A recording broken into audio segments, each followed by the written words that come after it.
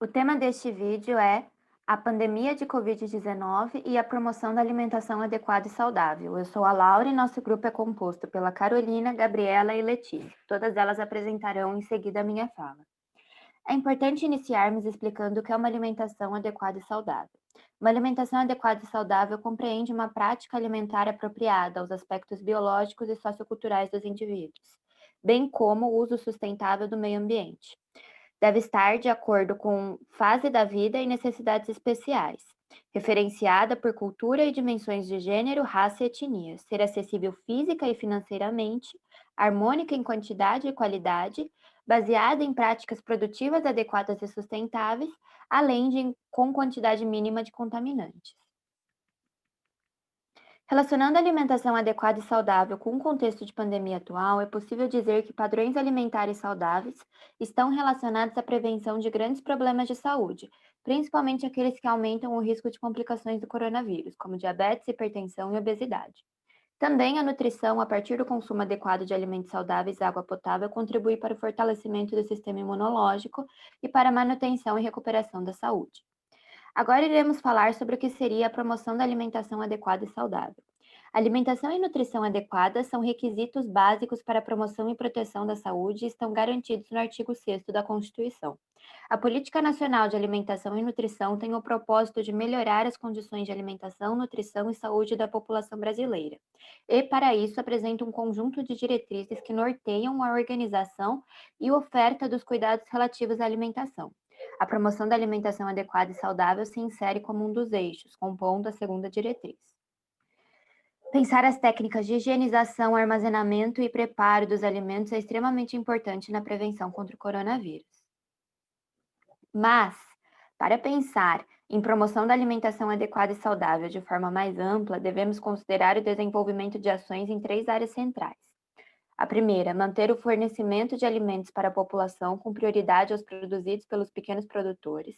A segunda, apoiar os mais vulneráveis, assegurando acesso a formas de produção e alimentos adequados e saudáveis. E a terceira, investir em sistemas alimentares sustentáveis e resilientes.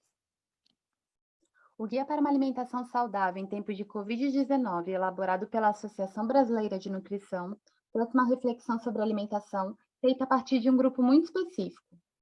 Um trecho que destacamos aqui diz que, agora que o tempo nos oferece uma pausa sem trânsito, escolas, igreja, parques, bares, restaurantes ou lanchonetes, podemos refletir sobre como podemos nos alimentar de forma saudável. Aqui questionamos: há mais tempo mesmo? E se há, ele é o único determinante quando pensamos em alimentação adequada e saudável? Para respondermos essas questões, vamos começar pelo home office, que traz como pontos positivos maior comodidade no espaço, uma vez que é realizado em casa, e também no horário. Mas, como pontos negativos, apresenta um risco de maior vínculo ao trabalho, inclusive aos finais de semana e feriados, desrespeitando a convivência familiar, momentos de descanso, cultura e lazer, e até mesmo aqueles momentos que seriam destinados para o preparo dos alimentos. A pandemia de Covid-19 escancarou a desigualdade social no Brasil. O documentário Quarentena para Quem?, realizado pela Periferia em Movimento, ilustra bem como a quarentena foi e ainda é um espaço de adoecimento. Isso porque nem sempre ela vai ocorrer em espaços de segurança e acolhimento. Além disso, também é importante destacar que são poucos os que possuem condições para ficar em casa, sem que isso signifique desemprego. E também é importante recordarmos que o desemprego no Brasil vem renovando recordes desde julho, e atualmente está em torno de 14,6%, o que representa 14,1 milhões de pessoas nessa situação. Pensar no acesso, tanto relacionado ao território quanto à renda, também é importante. Precisamos considerar, por exemplo, os desertos alimentares, caracterizados por lugares com difícil acesso a alimentos nutritivos e que trazem como consequência a redução do consumo destes alimentos. Como podemos observar na imagem, em São Paulo, regiões mais afastadas, que podem ser caracterizadas como desertos alimentares, uma vez que possuem menos feiras orgânicas, sacolões e super ou hipermercados. Com acesso dificultado a alimentos saudáveis, é esperado um impacto direto nos hábitos alimentares dos moradores dessas regiões. Quando falamos de renda, devemos pensar nos valores da saca do arroz, do litro de leite e da arroba do boi, que estão subindo sem parar desde janeiro. Dentre as justificativas para tal aumento, há o despreparo do governo brasileiro frente à redução de estoques e o privilégio dado a grandes produtores e exportadores de alimentos em detrimento da segurança alimentar e nutricional do povo. Também há de se considerar a alta no custo da cesta básica. No caso de São Paulo, o aumento foi de cerca de 4,33%, segundo os dados do Diese de setembro. Neste cenário, quem ganha salário mínimo compromete 51,22% da renda líquida para comprar alimentos básicos. A economista Tereza Campelo, ex-ministra do Desenvolvimento Social e Combate à Fome, ressalta que a população brasileira está sendo cada vez mais afetada pela fome e que o aumento dos preços dos alimentos pode agravar essa situação.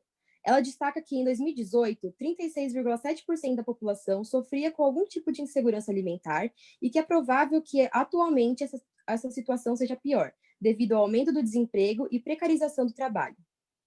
Além disso, também é preciso considerar o auxílio emergencial.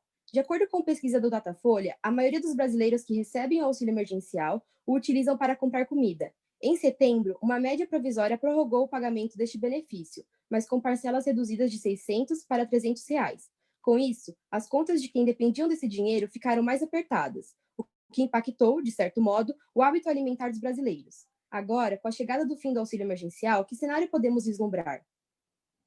Considerando as informações apresentadas até o momento, podemos pensar em estratégias governamentais para a garantia do direito humano à alimentação adequada e saudável em tempos de Covid-19. Entendemos que o enfrentamento da pobreza é primordial para a promoção da alimentação adequada e saudável e para desfechos positivos na saúde, inclusive durante a pandemia. Nesse sentido, acreditamos que para a sua promoção é necessária uma articulação de ações dos profissionais de saúde e do governo. No caso do governo, dentre suas possíveis contribuições há programas de transferência de renda ou renda mínima, distribuição de alimentos e programa de aquisição de alimentos.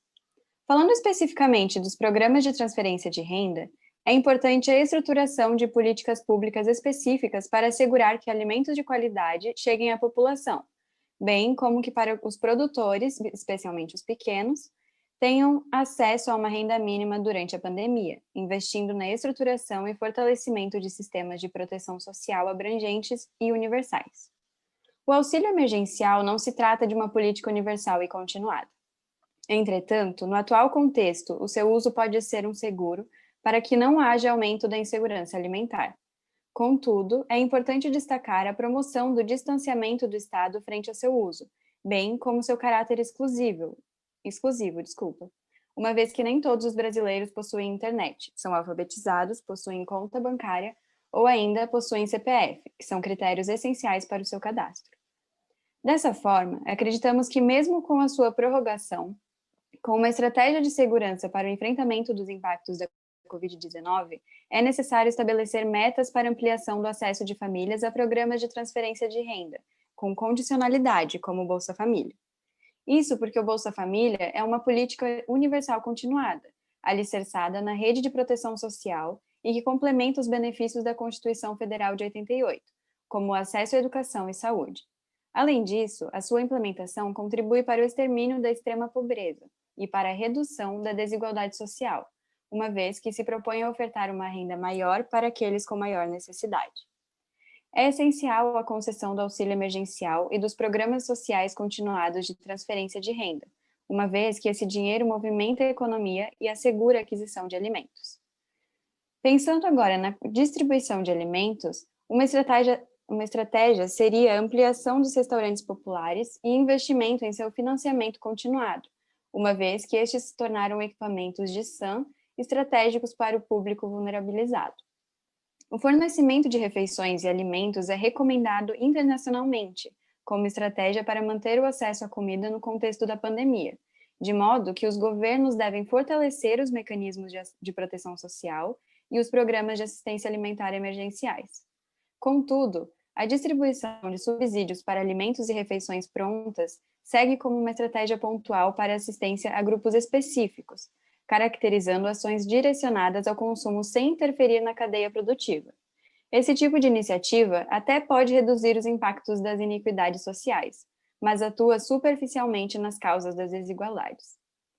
Por fim, uma estratégia governamental seria a utilização do Programa de Aquisição de Alimentos como ação prioritária, O abastecimento alimentar por meio de compras governamentais de alimentos é uma importante estratégia de promoção da ação, que fortalece circuitos locais e regionais e redes de comercialização, valoriza a biodiversidade e a produção orgânica e agroecológica de alimentos, incentiva hábitos alimentares saudáveis e estimula o cooperativismo e associativismo. Sua vinculação a iniciativas como o PNAE minimiza a crise gerada pela pandemia, garantindo alimentos in natura à população vulnerabilizada. Essas estratégias asseguram a distribuição da produção da agricultura familiar, dado que o acesso aos mercados foi profundamente afetado pela pandemia. Diferentemente das iniciativas de doação direta de alimentos, como as doações de cesta básica, o PAA gera renda, respeita a cultura alimentar, promove soberania, estimula o consumo de alimentos de qualidade, fortalece circuitos curtos de produção e consumo e promove o desenvolvimento territorial.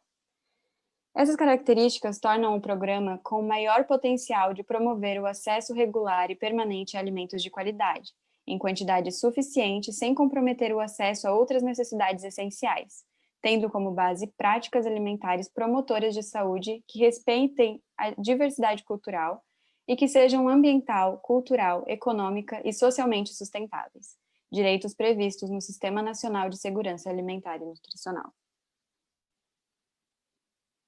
Muito obrigada.